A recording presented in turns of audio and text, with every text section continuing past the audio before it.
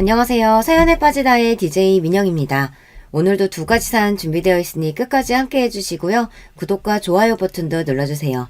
그럼 오늘의 사연 바로 만나볼게요. 안녕하세요.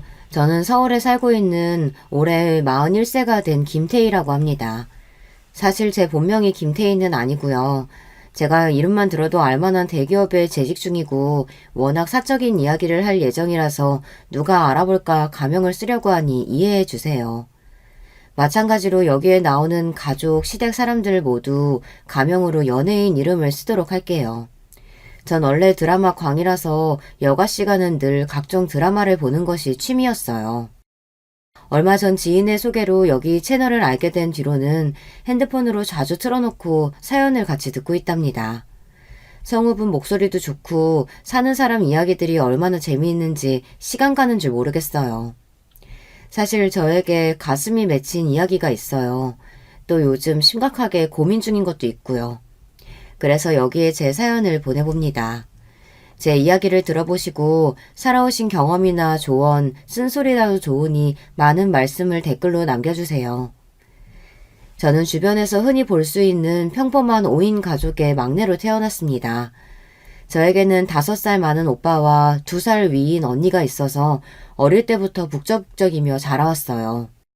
어릴 때 우리는 많이도 싸웠죠. 같이 놀다가도 싸우고 특히 같은 방 쓰는 언니랑은 하루가 멀다 하고 싸웠어요. 사실 지금 생각하면 왜 그렇게 싸웠는지 그 이유도 기억이 안 날 만큼 매일 투닥투닥였죠. 오빠는 5살이나 위였기 때문에 저에게는 아빠 다음으로 무섭고 카리스마 있는 사람이기도 했어요. 주변의 다른 친구들 오빠와 달리 우리 오빠는 자기 여동생 둘을 말없이 잘 챙겨주는 츤데레 같은 성격이었어요. 제가 초등학교에 다닐 때 오빠는 중학생, 심지어 고등학생이었기 때문에 자주 놀아주지는 않았지만 저랑 언니 생일날 선물도 주고 어린이날에는 맛있는 과자나 아이스크림도 챙겨주는 다정한 오빠였죠. 언니도 자주 싸웠다곤 하지만 그래도 같이 붙어서 놀러도 다니고 친구 욕도 같이 해주는 정말 친한 친구 같은 사이였어요. 그렇게 다복한 집에서 자라서였는지 지금의 고민이 저에게는 더욱 힘들게 느껴지는 것 같네요. 제 고민에 대해서는 나중에 찬찬히 풀어볼게요. 우리 부모님은 동네에서 돈가스 가게를 하셨어요. 두 분 다 가게를 하시느라 바쁘셨기 때문에 우리 남매들은 좀 독립적으로 컸던 것 같아요. 다들 공부도 열심히 해서 나름대로 괜찮은 대학에 모두 재수 없이 한 번에 턱 붙었고요. 무슨 일이 생기면 우리 삼남매가 똘똘 뭉쳐서 해결하곤 했어요. 어느 날의 일화를 말씀드릴까요? 제가 초등학교 2학년 땐가 하교하는데 비가 억수로 쏟아지는 거예요. 우산이 없어서 집에 어떻게 가야 하나 발을 동동 구르고 있는데 그때 못된 삼총사 놈들이 지나가는 거예요. 그 애들은 못된 삼총사라는 별명으로 불리는 좀 불량하고 친구들 괴롭히는 남자애들 무리였는데요. 저보고 엄마가 돈가스 튀기느라고 우산도 없냐, 우산 갖다주는 가족도 없다고 불쌍하다며 놀리는 거예요. 저는 소심한 성격을 가지느라 거기서 서서 울고만 있었어요. 나중에 우리 언니가 자기 우산을 가지고 가다 저를 발견하고는 무슨 일이냐고 물었어요. 제가 못된 삼총사에게 당했던 이야기를 털어놓자마자 언니는 이렇게 말했어요. 이 나쁜 놈들, 내 동생을 괴롭혀? 내가 가만두나 봐.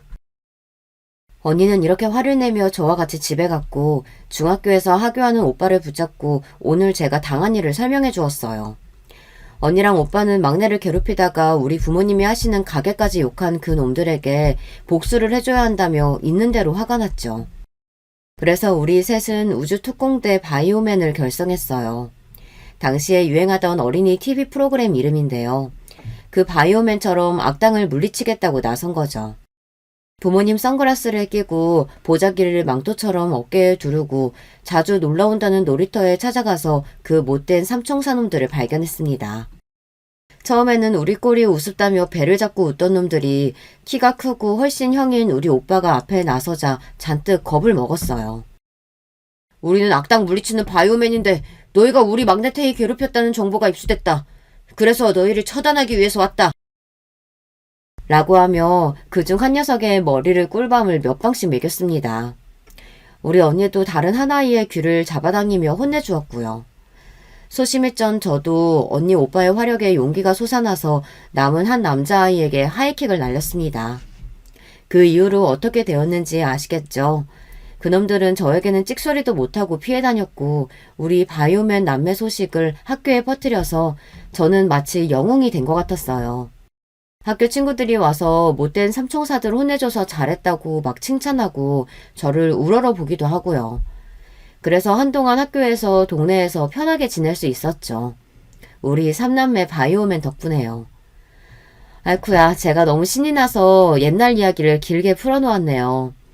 그렇게 평범하지만 잘 지냈던 우리 가족에게도 하지만 시련은 찾아왔어요. 제가 대학교를 입학하던 해에 우리 엄마가 암 선고를 받게 되신 거예요. 우리 엄마가 암이라니, 드라마에서나 보던 그런 일이 나한테도 일어나다니. 저는 이 현실을 받아들이기가 힘들었습니다. 엄마의 몸에는 혈액암이 자라고 있었습니다. 악성암이라고 불리는 그런 치유가 어려운 암이었죠. 엄마의 몸에는 다른 일반적인 암처럼 장기의 암세포가 덩어리처럼 있는 것이 아니라 혈액이나 임파선 그리고 골수까지 암조직이 퍼져 있었던 거예요. 엄마는 선고를 받은 날부터 병원에서 항암 치료를 받으셨습니다.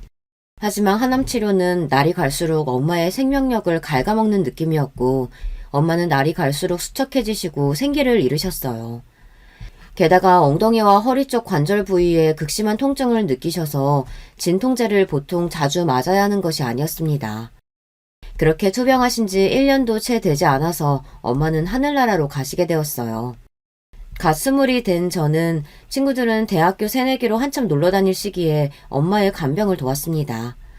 하지만 엄마가 그렇게 가버리시니까 제가 더 잘해드릴 걸, 입맛도 없으셨는데 더 맛있는 것 좀 드시게 해드릴 걸, 이런 후회만 남았어요. 엄마가 떠나신 뒤로 우리 가족은 모두 짚은 슬픔에 갇혔습니다. 아버지는 엄마 장례 이후에도 돈가스 가게를 하셨지만 아무래도 힘이 붙이신 모양이었어요. 너희들 다 취직할 때까지만이라도 내가 버텨야 하는데, 힘을 내야 하는데. 아빠는 최선을 다해 홀로 돈가스 가게를 장사하셨어요. 우리 삼남매 다들 대학 졸업시켜야지, 또 결혼도 해야지. 아빠의 가장으로서의 책임감은 너무 무거우셨을 것 같아 안타까웠어요. 우리 자식들은 그런 아버지를 생각하며 더 열심히 공부하고 취직 준비를 했습니다. 당시 우리 오빠는 공기업 준비를 하고 있었는데요. 7급 공무원 시험 준비를 병행하여 정말 열심히 공부에 매진하더니만 당당히 세무 공무원으로 합격하였어요. 그리고 언니는 당시 졸업반이어서 이력서를 열심히 쓰고 취업 스터디도 하며 노력한 끝에 졸업하자마자 바로 회사에 취업을 했습니다. 저도 우리 오빠 언니에게 질 수 없었어요. 엄마의 장례식을 치른 것은 고작 대학교 2학년이었지만 철없이 놀거나 시간을 낭비할 틈 없이 고등학생 과외를 하며 용돈도 벌고 각종 자격증 준비와 학점 관리도 열심히 했습니다. 덕분에 전 대학교를 졸업하고 아주 유명한 대기업에 입사할 수 있게 되었어요. 아빠는 엄마도 없이 혼자 돈가스 가게 하며 너희를 키운 보람이 있다고 말씀하시면서 너무나 기뻐하셨어요. 우리 남매들은 이제 다 돈을 버니까 아빠는 가게를 그만하셨으면 했죠. 내가 다 늙어서 옆에 내도 없는데 일이라도 없으면 뭐 하겠니? 몸이 허락하는 난 이 일 하련다. 니네도 내 걱정 말고 너희들이 잘 살면 그게 효도인 거야. 이렇게 고집을 부리셔서 계속 가게를 운영하고 계셨어요. 저는 대기업의 연구원으로 입사를 해서 서울 집에서부터 수원까지 출퇴근을 해야 했어요. 게다가 출근 시간은 어찌나 빠른지 새벽 별 보며 회사 셔틀버스를 타고 출근해서 저녁 별 보고 퇴근하는 날이 많았습니다. 회사 일을 적응하는 일은 정말 쉽지 않았지만 그런 저에게 힘이 되어주는 사람이 나타났죠. 바로 같은 연구소 내에 있는 최재성 선배였습니다. 선배는 신입인 저의 멘토와 같은 사수 선배였어요. 어리버리한 저의 실수에도 화내거나 꾸짖지 않고 차근차근 알려주는 다정한 모습에 저는 뿅하고 하트가 생기기 시작했어요. 선배에게 잘 보이고 싶어서 더 열심히 일하고 공부했더니 나중에는 부서에서 일도 금방 배운다며 칭찬도 받게 되었죠. 하지만 선배는 신입사원인 제가 처음부터 여자로 보이지는 않았던 것 같아요. 여동생 같고 귀엽다며 그냥 친절한 선배로서 선을 지켰어요. 저는 회식할 때 선배 옆자리에 붙어 앉고 커피나 간식도 책상에 갖다 드리고 메신저나 톡으로 자주 얘기를 걸며 나름대로 애정 표현을 했는데 말이에요. 그러던 어느 날부터인가 선배가 저에게 주말에 영화나 보러 가자고 하는 거예요. 제가 선배를 만나서 짝사랑한 지 5개월 만의 일이었습니다. 우리는 그 주 토요일에 만나 영화를 보고 패밀리 레스토랑에서 밥도 먹으며 처음으로 회사 밖에서 만났습니다. 저는 직설적으로 선배에게 물었어요. 선배, 내가 선배 좋아하는 거 알죠? 그런데 왜 이제야 데이트 신청한 거예요? 처음에는 그냥 귀여운 동생 같고 신입 같았는데 어느 날 너가 달라 보이더라. 응? 어느 날인데요? 우리 얼마 전에 차세대 연구 때문에 회의한 일 있었잖아. 다른 부서들이랑 동기원도 온 그날 너 정장 입은 거 처음 봤거든. 선배는 그날이 떠오른다는 듯 얼굴을 붉히고 이야기했습니다. 그때 뒷모습 보고 내가 반한 여자가 있었는데 그게 알고 보니 너더라고. 깜짝 놀랐어. 허리 골반 라인이 예술이던데? 블라우스랑 H라인 스커트가 그렇게 잘 어울리는 여자가 내 이상형이었거든. 그날부터 너를 찬찬히 다시 보니까 꽤 괜찮은 여자더라고. 게다가 나한테 호감도 갖고 있으니 놓치면 안 되겠다 싶었지. 이 남자 정말 단순하고 웃기지 않나요? 그리고 그 남자는 결국 제 남편이 되었죠. 제 나이 28살, 남편은 31살의 나이에 우리는 결혼을 하고 알콩달콩 살게 되었어요. 우리 남편은 제가 반할 만큼 다정하고 심성이 착한 남자였어요. 외모는 평범한데 성격 미남이라고나 할까요? 하지만 워낙 착하고 낙천적이다 보니 같이 살면서는 좀 단점이 보이더라고요. 어느 모임에 가든 회식을 가든 맨날 카운터로 1등으로 달려가서 결제를 하는 나쁜 버릇이 있더라고요. 그래서인지 남편 주변에는 우리 착한 남편을 벗겨먹으려는 사람들이 많아 보였어요. 저도 사람들 만나는 거 좋아하고 남에게 베푸는 일에 인색한 편은 아니에요. 그리고 우리는 대기업 맞벌이 부부니까 아무래도 월급이 여유 있는 편이잖아요. 아무리 그래도 그렇지 특히 시댁에만 가면 우리는 그냥 열린 지갑이었어요. 결혼 전 상견례 식당 비용도 다 남편이 냈다니까요. 그 소식을 듣고 나중에 우리 친오빠가 자기는 그렇게는 신세 못 진다면서 반 정도의 돈을 남편에게 억지로 지어줬지만 말이에요. 그 상견례 때 알아봤어야 했는데 우리 시부와 시동생은 맨날 우리 남편 돈만 쓰고 자기 돈은 한 푼도 안 쓰는 자린고비였어요. 그러고 보니 상견례 때의 기억이 떠오르네요. 보통 상견례 자리에 가면 시모를 잘 살펴봐야 한다고 친구들에게 하도 얘기를 듣고 나간 터라 좀 긴장했어요. 처음 시부 시모를 보고 어려웠었는데 의외로 시모는 처음 만났을 때부터 인상이 너무 좋으시고 저를 푸근하게 대해주시는 거예요. 아, 우리 남편의 푸근함이 시모를 닮았구나 싶은 생각이 들 정도였어요. 엄마가 7년 전에 암으로 돌아가신 것이 마음 한구석에 남아있었는데 도리어 시모가 먼저 그 말씀을 꺼내시는 거예요. 아가, 재성이한테 얘기 많이 들었다. 대학교 때 친정엄마가 돌아가셨다고 들었는데 그동안 엄마 안 계셔서 고생이 참 많았겠구나. 그래도 이렇게 참하고 예쁘고 거기에 대기업 다닐 정도로 능력까지 있으니 얼마나 기특해. 사돈어른 따님 참 잘 키우셨어요. 제가 부족하지만 우리 집사람이 되면 딸처럼 잘 해주겠습니다. 걱정 마세요. 저는 만난 지 30분도 안 돼서 시모에게 반해버리고 말았어요. 상견례를 마치고 우리 아빠랑 언니 오빠도 모두 최서방 어머니만 보면 결혼 걱정 없겠다고 모두 좋아하셨어요. 이렇게 좋은 시모가 계셨던 반면 남편의 동생과 시부는 좀 대하기 어렵고 불편했습니다. 인상도 날카롭고 뭔가 하는 말마다 날이 다 서있고 이기적인 느낌이랄까요. 그래도 걱정과 달리 시모가 좋은 분이신 것 같아 저는 시부와 시동생은 크게 신경 쓰지 않았습니다. 하지만 제 인생이 그리 순탄하지만은 않게 돌아갔어요. 결혼식을 올리고 2년 뒤 시모가 돌아가신 거예요. 게다가 우리 엄마처럼 시모도 암으로 세상을 일찍 뜨시게 되다니 저는 너무너무 슬펐습니다. 처음 시모의 암 선고 소식을 듣고 저는 먼저 가신 친정엄마 생각도 나고 해서 시모에게 정말 극진히 잘해드려야겠다고 다짐했어요. 대기업을 다니느라 바쁜 와중에도 주말이면 꼭 어머님 병실에 좋아하시는 꽃이랑 먹거리를 이만큼 사들고 갔죠. 물론 항암치료로 입맛을 잃고 대부분 드시질 못했지만요. 늘 제 마음은 어머님이 완쾌하시기를 간절하게 빌었습니다. 하지만 어머님은 당신을 괴롭히던 악성 뇌종양에 결국 지고 마셨어요. 어머님은 제가 시집와서 이쁜 딸이 생겨서 너무 좋았는데 손주도 한번 못 안아보고 간 것이 그것 하나만이 아쉽다고 하셨어요. 아기가 아직 없다고 조급해하지 말고 예쁜 아기들 낳고 우리 첫째랑 행복하게 살아주렴. 저에게는 이렇게 마지막 말씀을 남기시고 눈을 감으셨습니다. 사실 전 결혼해서 1년 동안 피임을 하고 있었어요. 그러다가 어머님의 암 소식을 듣고 나서 남편과 상의해서 아기를 갖기로 했죠. 그때 저랑 남편은 피임하지 않고 부부관계를 하면 금방 아기가 생길 줄 알았어요. 어머님이 잘못되시기 전에 우리 임신 소식이라도 듣게 되면 좋을 거라고 생각했는데 그것은 제 오산이었습니다. 우리의 임신은 그 이후로도 한참 오랫동안 저를 괴롭히게 될 줄 이때는 미처 몰랐거든요. 누군가 제 인생에 가장 큰 시련을 꼽으라고 한다면 단연코 나님이에요.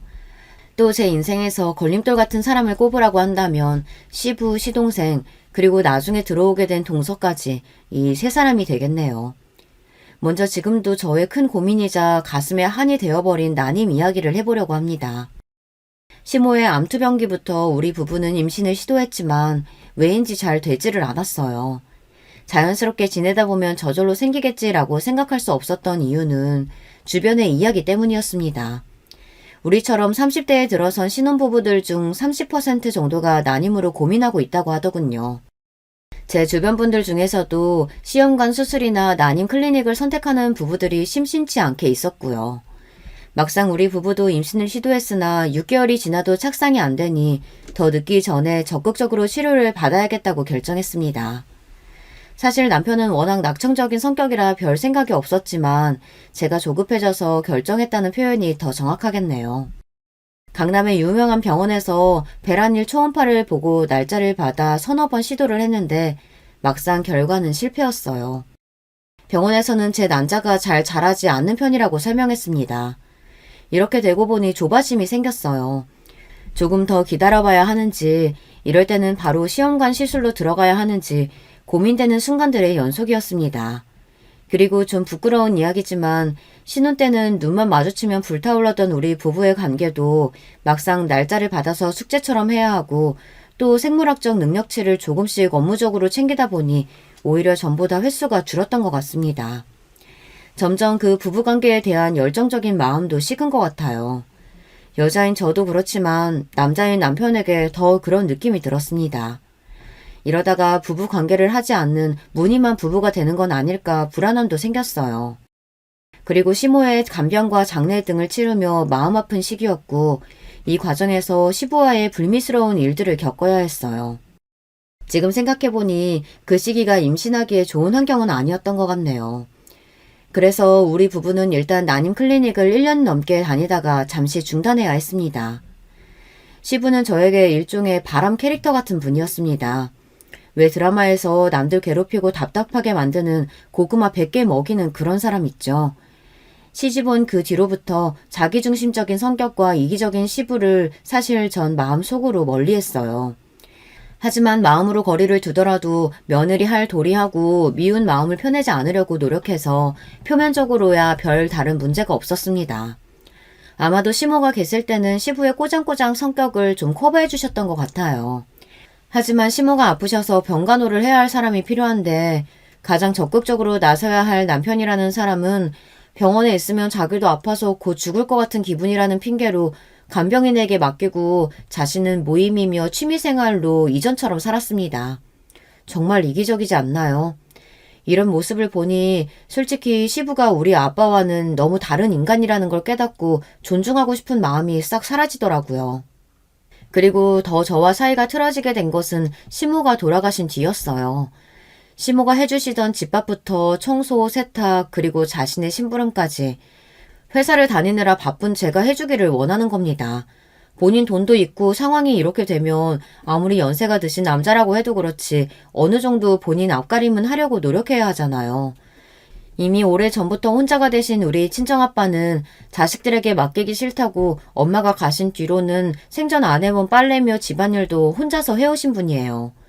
그런데 시부가 주말에 밀린 시댁 집안일을 시키셔서 가보니 글쎄 자기 팬티까지 아무렇게나 던져놓고 있는 거예요.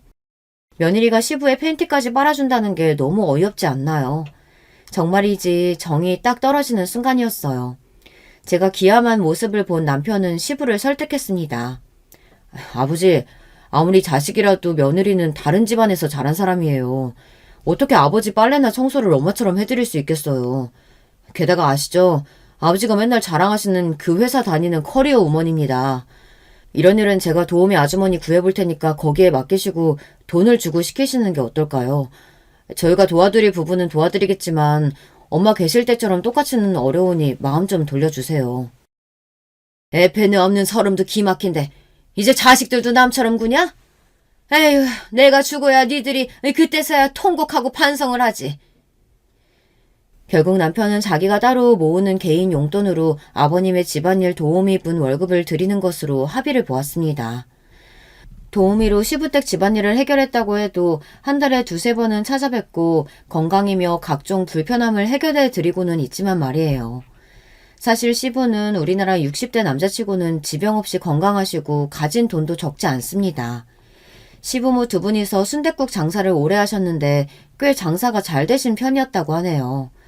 두 분은 가게를 30년 넘게 하셨지만 시모가 아프시면서부터 운영하기가 어려워서 결국 가게를 다른 사람에게 넘기고 정리했어요. 그래서 살고 계신 아파트는 대출 하나 없는 자가이고 순댓국집 상가도 갖고 계시고 은행에 넣어둔 현금만도 10억은 될 거라고 얼핏 들었거든요. 그럼 본인이 혼자 살면서 얼마나 넉넉한 경제 상황인가요? 도우미 비용 정도는 일도 아니죠. 그런데 자기가 필요로 하는 일은 다 우리 남편이 해줬으면 하는 그 심보. 저는 그런 게 참 얄밉더라고요. 우리 부부는 대기업 맞벌이라고는 하나 월급쟁이 신세라 전셋집 하나 있을 뿐이니까요.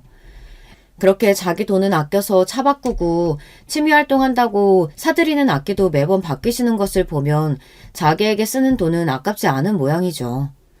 어쨌든 누가 봐도 부러운 은퇴 생활을 즐기고 계세요. 그뿐인가요? 여자친구들도 만나는 모양이에요. 그런데 제가 정말 시부가 싫은 것은 시모가 가신 뒤부터 본격적으로 하시는 잔소리였습니다. 네 시애미는 아들 둘 결혼하자마자 턱 나왔어. 즉 무슨 말이냐 하면 우리 최씨 집안 씨에는 문제 없다 이 말이야. 그런데 너는 왜 아직도 아들을 못 낳느냐 말이다. 요즘 세상이 좀 좋냐? 네 몸에 문제 있으면 얼른 치료든 뭐든 하란 말이야. 이렇게 아들 손주 못 낳는다고 타박을 하는 거 있죠. 아니 자기 아들 씨는 자기 씨부터 문제라고는 생각도 안 하는 것 같아요. 아버님 저희 난임 클리닉 다니고 있잖아요. 노력하고 있는데도 안 돼서 저희도 속상해요. 난임 클리닉 비용도 적지 않은데 이제 더 다니다가 보험 적용 안 되면 그때 아버님께서 도와주셔야 돼요. 아버님 자손이잖아요. 이렇게 돈 달라는 얘기 꺼내야 입을 꾹 다물고 잔소리를 멈추십니다. 돈 주기는 그렇게 아까운가 봐요. 아무리 자식이어도 말이죠. 이렇게 저를 괴롭히는 시부에 이은 두 번째 인물이 있습니다. 바로 시동생 최태성이에요. 저보다 1살 어린 시동생인데 남편과는 성격이 영 딴판이에요. 어릴 때부터 하라는 공부는 안 하고 밖에서 사고치고 다니는 문제아였던 모양이에요. 군대에 다녀와서 헬스를 열심히 하더니 그쪽에 관심이 생겨서 부모님 도움으로 헬스장 하나를 차려 하고 있어요. 시동생도 시부처럼 자기한테 쓰는 돈은 안 아끼는데 남의 돈은 좋아하는 타입이었거든요. 헬스장 수입이 있는데도 이날까지 한 번도 밥이나 커피 사는 걸 못 봤어요. 가족 외식이나 부모님 챙기는 것은 다 우리가 알아서 하고요. 시동생은 정말 참여만 하는 거 있죠. 그런데 어찌나 말은 또 이쁘게 하시는지. 아니 부부가 대기업 다니면서 애게 겨우 부패야? 어버이날에는 부모님 모시고 5성급 호텔 정도는 가져야 하는 거 아닌가. 그러는 자기는 아들 아니냐고요. 돈 한 푼 안 내고 얻어먹는 사람이 왜 이런 말을 거들어서 괜스레 미운 털 박힐 일을 만드는 건지. 우애가 깊고 서로를 챙겨주려고 하는 우리 남매랑은 너무 달라서 처음 시동생을 보고 문화 충격까지 느꼈답니다. 우리 오빠는 맞이로서 늘 든든하고 우리 가족 일을 앞장서서 하는 분이에요. 구세청에 세무 공무원으로 다니고 있는데 사실 누구나 가고 싶어하는 끝발 좋은 곳이잖아요. 그래도 얘기 들어보니 공무원이라 월급이 적은 편이더라고요. 그렇지만 우리 오빠는 늘 우리 가족 모이는 날이면 맛있는 거 먹으러 가자고 먼저 얘기하고 동생들 돈은 내지도 못하게 하는 사람이었어요. 그러면 우리 언니와 저는 가만히 있지 않아요. 백화점 상품권이나 한우 같은 값비싼 선물을 사서 올케 언니에게 드리고 오죠. 그리고 제가 자식은 아직 없지만 조카는 셋이나 있거든요. 오빠의 아들 한 명과 언니의 딸 둘을 가진 조카 부자예요. 저는 대기업 다니는 고모답게 부모로서 해주기 좀 망설여지는 그런 좋고 비싼 메이커 선물을 조카들에게 자주 해주었어요. 이렇게 남매들끼리 서로 말하지 않아도 베푸는 성격이니 얼굴 붉힐 일도 없고 또 서로 티내지 않고 챙기는 그런 가족 문화를 갖고 있답니다. 그리고 친언니는 의류 사업을 하느라 바쁜 형부가 있어 조카들을 키우는 전업주부인데요. 저와 전화도 가장 많이 하고 무슨 일이 생기면 가장 먼저 이야기할 만큼 친한 사이예요.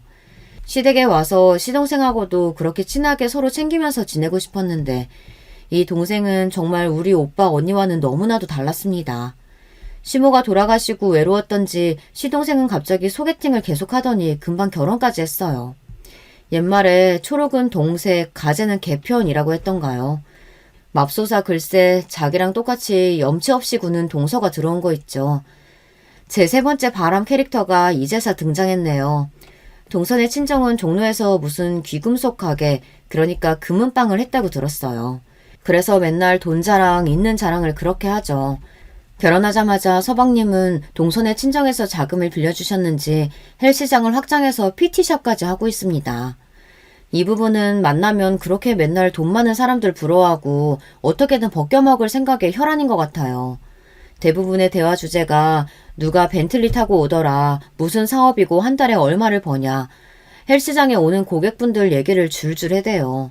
그리고 그렇게 돈이 많아 보이는 사람들을 어떻게든 꼬셔서 자기도 그 사업에 낄 방법은 없는지, PT 받도록 유혹할 방법은 없는지 그걸 연구하는 부부입니다. 헬스장 광고 전단지에는 한 달에 3만 원 이렇게 써놓고 막상 고객들이 물어보면 다른 가격을 얘기하고 그것도 1년치 이렇게 장기로 현금 결제해야 할인해준다고 유도하지 않나.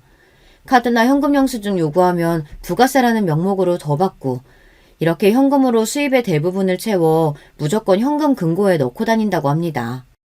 그리고 당연히 세무 수입 신고는 엉망이고요. 그렇게 법을 어겨놓고 결제 전 녹음하고 세무과에 신고한 어떤 고객을 둘이서 엄청 욕하기 시작하는 거예요. 거지 같은 새끼 어쩌고 하면서요. 뭐 묻은 개가 뭐 묻은 개 욕한다더니 정말 거지같이 구는 것은 서방님네 부부 같아요. 급기야 좀만 더 열심히 수익 금액 누락하면 기초수급자 수준 돼서 나라 돈을 타먹을 수 있겠다고 동서랑 웃고 좋아하는 모습을 보니 혐오감까지 들었어요. 그 정도면 남부럽지 않게 있는 사람들이 왜 저러고 살까요? 가전제품 바꿀 때마다 형한테 전화해서 직원가로 사달라고 하고 결국 나중에는 그 돈도 어영부영 안 주고 넘어가는 거죠. 자기들이 신고 다니는 골프웨어나 명품 신발만 하나 안 사도 그렇게 거지같이는 안 살 텐데 참 안타까워요. 이 서방님네 부부는 그런 점에서 참 꿍짝이 맞는 것 같아요.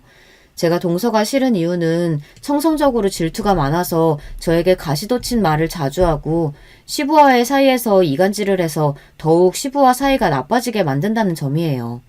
거기에 제가 임신 부분에 대해 민감한 것을 알고 악용하는 질이 나쁜 사람입니다. 사람 약점을 가지고 노는 것은 정말 악독한 짓이잖아요. 제가 학벌이 좀 좋은 편이고 대기업을 다니니까 회사를 다녀본 적 없는 전업주부인 동서는 그게 안 입고 온 모양이에요. 여자가 너무 배워도 매력 떨어지는데 요즘 바람나는 남자들 와이프들 보면 은근 고학력자의 전문직 여자들이더라고요. 자기 혼자 배우고 능력에 취하니까 옆에 남자 기죽이는 거죠. 우리 형님은 안 그렇죠? 그럼요. 시아주버님 같은 남자가 어디 있겠어요. 와, 막 이렇게 사람 열받게 말한다니까요. 아버님, 혹시 형님 지난주에 오셨어요? 회사 일로 바쁘다고 안 왔다고요? 며느리가 혼자 된 시부가 불편하다고 회사 핑계대고 시댁에 자주 안 온다니. 에휴, 저는 우리 허니가 너무 좋으니까 아버님한테도 잘해드리고 싶은데 형님은 저보다 몇 년 일찍 이 집 식구가 됐는데도 왜 그렇게 냉랭하대요? 그러면 여기에 시부도 장단을 맞춥니다. 네가 참 바른 말 한다. 걔가 원래 그랬어. 처음 봤을 때부터 여자가 고분고분하지 못하고 뻣뻣하더니 우리 첫째 달달 볶고 사는 건 아닌지 걱정이네. 아니 그래서 걔네가 아직도 애기가 안 생기는 거 아닌가? 지난번 제가 들었던 동서와 시부의 대화가 이러했습니다. 정말 수준 이하의 사람들끼리 모여서 저를 까는 재미가 좋은가 봐요. 화가 나는 걸 넘어서 정말 너무 사람들이 저속해 보여서 도무지 정이 안 붙고 대하기가 힘드네요. 거기에 동서는 제가 아기를 가지 못한 것이 유일한 약점이라고 생각하고 툭하면 애 없는 서름을 안겨줍니다. 형님, 저랑 우리 허니는 정말 툭하니까 짠하고 애기가 생기던데. 돈 좀 더 벌면 둘째 갖고 싶어요. 그 전에 생겨버릴까봐 걱정이라니까요. 그래도 형님하고 시아주버님은 그런 걱정은 없으셔서 편하겠다. 어쩌면 사람이 이렇게 못되게 말할 수 있을까요? 동서랑 말을 섞고 나면 전 늘 화병이 올라오는 것 같은 기분을 느끼게 됩니다. 그러다가 정말 이 여자를 용서할 수 없게 되는 사건을 맞닥뜨리게 되었어요. 그날은 시모의 제삿날이었어요. 제사를 드리고 시부는 약속이 있다며 잠깐 나가셨고 남편과 동서와 과일을 먹으면서 이야기를 하고 있었죠. 나 회사에 김철김이 용하다고 소개해줘서 유명한 역술가한테 전봤었었다. 요즘은 또 전화로도 된다고 해서 회사에서 몇 사람하고 같이 봤어. 근데 신기하게 내 사주만 보고 딱 이러는 거야. 타고나기는 똑똑한데 아쉽게도 자식이 귀하다. 그래도 부자 된다. 생각해보니까 나 대학생 때 친구들하고 타로점 볼 때도 다들 자식이 귀하다, 자식 갖기 어렵다 이런 말 했던 기억이 나더라고. 그때는 미혼 때라 대수롭지 않게 여겼었는데 우리 친정엄마도 애 셋을 쉽게 낳으셔서 별 생각 없으셨고 진짜 이런 점이 맞추기도 하나보다 신기했어. 난 오히려 당신처럼 이성적인 사람이 그런 생각하는 게 새롭고 귀여운데 그냥 점쟁이들이 찍은 게 우연히 딱딱 맞은 거 아닐까? 근데 우리 친가 쪽 어른들 중에 두 분도 애 못 낳고 지금 50 넘으셨어. 어느 집안이나 그런 케이스가 있는 거 아닐까? 이런 말 하면 싫으실지 모르시겠지만 우리 친정엄마가 그러셨어요. 남녀가 만났을 때 아이가 안 생기는 건 피가 안 맞는 거라고. 즉 아이가 안 생기는 건 잘못된 만남이라는 뜻이라고요. 동서, 말이 좀 듣기 그렇다. 지금 21세기야. 대학 교육까지 받은 동서가 그런 말되는 얘기를 우리한테 전한다는 게 좀 웃긴 거 아니야? 형님, 좀 배웠다고 유세하세요, 지금? 우리 친정엄마 무시하는 거예요? 무시가 아니라 말도 안 되는 그런 말을 옮겨오는 속셈이 뭐냐는 거지. 밭이 안 좋으니까 애를 못 낳는 거지. 괜히 찔리니까 뭐 대학 교육이니 어쩌니 하면서 우리 엄마 무시하는 것 봐. 뭐? 동서, 지금 말 다 했어? 아니, 남았는데? 옛날 같으면 여자가 애 못 낳으면 다른 건 다 잘해도 소박감이었어. 맨날 잘난 척하면서 정작 애도 못 낳고 이제 늙은 자국만 남았네? 동서의 비웃음에 저는 억장이 무너졌습니다. 순간 그 비웃는 얼굴을 어디라도 한 대 치고 싶었는데 그때 남편이 우리 둘의 싸움을 말렸어요. 저는 분을 이기지 못하고 나와서 밤거리를 돌아다녔습니다. 동서가 하는 말 하나하나가 그대로 칼날이 되어 제 가슴에 찔렸어요. 우리가 아이가 없는 건 모두 저 때문인가요? 전 여자로서 정말 생식 기능이 없는 걸까요? 10년 동안 돈도 쓰고 노력을 해왔는데 이렇게 아이가 안 생기는 걸 나보고 어떡하라고. 임신을 못한다는 이유 하나로 저런 이상한 여자에게 이런 말까지 들어야 하나요? 전 너무 억울하고 자존심이 너무 상했어요. 난임 클리닉을 다니다가 남편과 잠깐 그만두고 나서 동서가 결혼해서 바로 딸을 낳는 것을 보고 전 더 마음이 급해진 나머지 바로 시험관 시술을 시작했어요. 보통 난임병원에서 몇 년 더 시도하다가 시험관으로 간다고 하지만 저는 바로 간 케이스죠. 제 나이가 35살도 안 되었으니 조금 빠른 감이 있지만 나쁠 것도 없다고 하더군요. 왜냐하면 시험관 시술 전 검사 결과 제 생식기관 중 하나가 선천적 구조 이상이 있을 수 있다고 했어요. 인공수정도 안 되고 시험관으로만 해야 하는 케이스라고. 그래서 7년 넘게 시험관 시술을 했지만 아무 소용이 없었습니다. 이럴 줄 알았다면 결혼한 직후 난자 냉동을 했어야 하나 이런 후회도 되었어요. 이제는 마흔을 바라보는 나이가 되었으니 말이에요. 전 친언니에게 한참을 울며 전화로 오늘 일을 이야기했어요. 그 전에도 동서의 흉을 본 적이 있어 사정을 잘 알고 있던 언니도 오늘 일은 정말 너무하다며 엄청 화를 냈어요. 전 이날 한참을 밤거리를 돌아다니고 마음의 상처까지 결국 지독한 독감으로 알아눕게 되었어요. 회사에 병가를 내고 병원에서 링게를 맞으며 입원해 있는데 우리 오빠랑 언니가 어떻게 알고 병원에 찾아왔어요. 아니, 오빠 언니 여기를 어떻게 알고. 둘째한테 얘기 들었어. 너 동서라는 여자한테 그딴 소리 들으면서 지금까지 살았다는 거 그게 말이 돼? 우리 아버지가 알면 뒤로 넘어가실 거야. 네가 얼마나 똑똑하고 인정받는 딸이었는데. 그 말에 저도 모르게 울컥했어요. 오빠 미안해요. 내 탓이지 뭐. 바보 같은 소리 하지 마. 막내 너는 가만히 있어. 얼른 건강 회복하고 있으면 돼. 이 오빠가 다 알아서 할 테니까. 이 자식들 세무조사 안 당해봤지? 기대해라. 우리 오빠는 그렇게 제 앞에서 동서의 복수를 다짐하고 돌아갔습니다. 저는 병원에서 일주일 지낸 뒤 퇴원을 했고 이후 회사에 출근해 있던 어느 날이었습니다. 동서의 전화가 오는데 일도 바쁘기도 하고 그 목소리를 듣고 싶은 마음도 없었습니다. 지 때문에 아파서 병원에 입원해 있는 동안 문자 한 통 없었는걸요.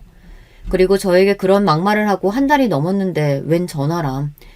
동서의 수십 통의 전화를 씹고 퇴근해 보니 집 앞에 동서랑 서방님이 기다리고 있는 거예요. 동서는 저를 보자마자 미친 듯이 달려들더니 사정하기 시작하는 겁니다. 형님, 내가 다 잘못했어요. 네? 제발 한 번만 살려주세요. 그리고 동서의 입으로 직접 친정오빠가 언니와 합심해서 복수한 이야기를 듣게 되었어요. 예전에 서방님이 장인어른 사업장에 쓸 공기청정기를 남편 회사에서 직원가로 구매해달라고 부탁한 적이 있었습니다. 그때 받았던 동선의 친정 회사 이름과 주소를 남편을 통해 알아내고 그 회사에 대한 세무조사를 착수하기 시작했다고 합니다. 일반적으로 탈세 제보가 세무과에 들어가면 이를 국세청에서 분석하고 조사한 뒤 세무조사 대상자로 선정할지 검토하는 기간이 필요해요. 하지만 우리 오빠가 누구인가요?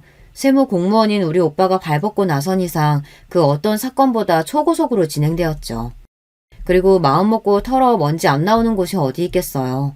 하지만 여기는 먼지 수준이 아니었다고 합니다. 친오빠가 개인적인 원한이 없더라도 심각한 수준의 범법을 한 정황이 수도 없이 많았었대요.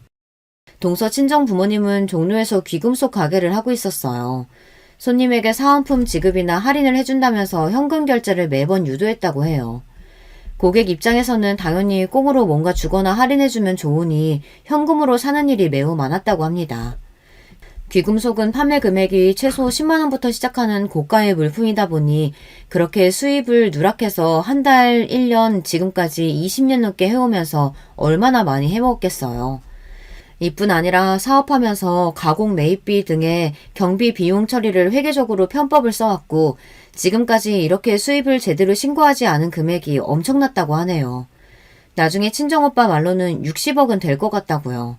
그래서 세금으로 냈어야 하는 부가세, 법인세 등을 내야 하고 여기에 거짓 세금 계산서 수취 가산세, 부정 과소 신고 가산세 및 과소 납부 가산세 등의 죄목이 추가되어서 아마 10억은 넘게 세금을 내야 한다고 국세청에서 고지를 했다고 합니다. 그래서 이 돈을 마련하기 위해 가지고 있는 재산을 급히 처분하고 있지만 내야 할 추징 금액이 워낙 커서 매우 힘들다며 동서는 제게 토로했습니다. 거기다가 동선의 친정부모님은 이렇게 세금만 탈세한 분이 아니었더군요. 글쎄 여러 피해인들이 모여 사기 및 타인 명의 위반 등으로 고소를 당한 상태였습니다. 동선에는 인터넷 쇼핑몰을 열어서 거기에서 귀금속을 판매도 하는 개인 사업자였습니다.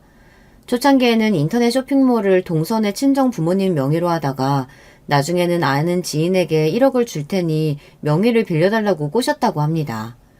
이렇게 여러 명의 명의를 도용하면 자신들의 사업 소득을 다른 사람의 명의로 둔갑해서 세금을 회피하기 위해서인 거죠. 그뿐 아니라 그 명의로 거액의 사업자 대출을 받아 그 돈도 제대로 갚지 않았다고 합니다. 동서 친정아빠가 알고 있는 세무사나 변호사들에게 돈으로 로비를 해 이런 불법적인 방법들을 생각해냈다고 하니 얼마나 나쁜 사람들인지 당해도 싸다 싶어요. 그런 부모 아래서 보고 배운 게 뭐겠어요. 동서가 그렇게 남의 돈 빼내기 좋아하고 질투심 많았던 이유가 유전이라는 생각이 들어요.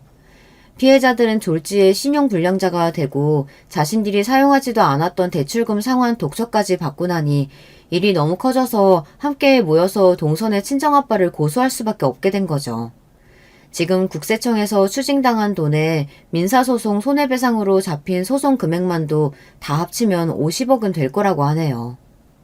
형님, 우리 친정이 갖고 있는 재산 탈탈 털어도 그렇게 큰 돈 낼 수가 없어요. 지금 부모님이 살고 있는 집이며 모든 재산에도 가압류가 잡혀있어서 정말 피가 마른다고요. 제발 친정오빠한테 이제 그만 막아달라고 말씀 좀 해주세요. 제가 앞으로 형님이 하라는 거 뭐든지 다 할게요. 시부도 제가 모실게요. 네? 그러니까 이번 한 번만 살려주세요. 정말 우리 집 다 망할 것 같아요. 동서는 얼마나 절박한지 제 다리까지 잡으며 사정을 했습니다. 맞아요, 형수. 당장 그만둬요. 같은 가족끼리 이러는 건 너무하지 않아요? 서방님이랑 동서는 같은 가족인데 왜 저한테 비수꼬는 말을 해온 거죠? 서방님네가 하는 헬스 PT샵도 문제가 많다죠. 피트 선생님들 경력 위주에서 홍보해놓고 최저 시급에 가깝게 돈 주고 그마저도 급여 떼어먹어서 노동청 신고가 엄청나다면서요. 그리고 동선에 못지않게 고객들한테 현금 거래로 꼬셔서 탈세한 금액이 과연 얼마나 될까요? 동서 말만 듣고 일 막으면 서방님네 가게도 무사하지 못할 거예요. 따끔하게 한마디 하니 서방님은 얼굴이 사색이 돼서는 그대로 내빼버렸습니다. 아니, 이제 우리 헬스장까지 건들겠다는 거예요? 남의 눈에 눈물 나게 했으면 자신들은 피눈물 날 수 있다는 걸 알아야지. 동선의 부모님 사정은 너무 딱하지만 없는 일로 그렇게 당하는 것도 아니잖아. 따지고 보면 사업하면서 동선의 친정이 온갖 범죄 다 저지른 대가를 치르는 거야. 나랑 우리 친정 욕보여서 복수당한다고만 생각하지 말고 동선애가 정직하게 사업하지 않은 벌이라고 생각하는 건 어때? 뭐? 그래서 우리 집 망하는 꼴 기어이 보겠다는 거야? 아주 독한 년이네. 우리도 비싸고 능력 있는 변호사 써서 그 피해자들이라는 것들 고소할 거야. 지들이 돈 1억씩 받아놓고선 어디서 피해자 행세야. 그리고 지 동생 때문에 복수한 당신 오빠랑 국세청도 고소할 거야. 나랑 우리 아빠가 가만히 당하고 있을 줄 알아? 방금 전까지 순한 양이 되어 제게 뭐든 다 하겠다던 동서는 순간 하이에나같이 돌변했습니다. 저 모습이 동서의 진짜 모습이죠. 울고 빌던 모습은 가짜로 연기한 것이지 진짜 반성한 것은 아니었던 거예요. 저에게 여러 독서를 내뱉고 동서는 가버렸습니다. 제 복수 때문에 무슨 일을 당한 것은 아닌지 걱정된 나머지 친정오빠에게 전화를 걸었습니다. 하지만 우리 오빠는 모든 탈세자들은 저렇게 버티고 욕하며 오히려 자기들이 죄 없다고 더 나대는 법이라며 걱정 말고 기다리면 그들이 어떻게 끝나는지 보여주겠다고 저를 안심시켜 주었습니다. 부당한 탈세에 해당돼서 추징당하는 세금만 문제가 아니라고 합니다.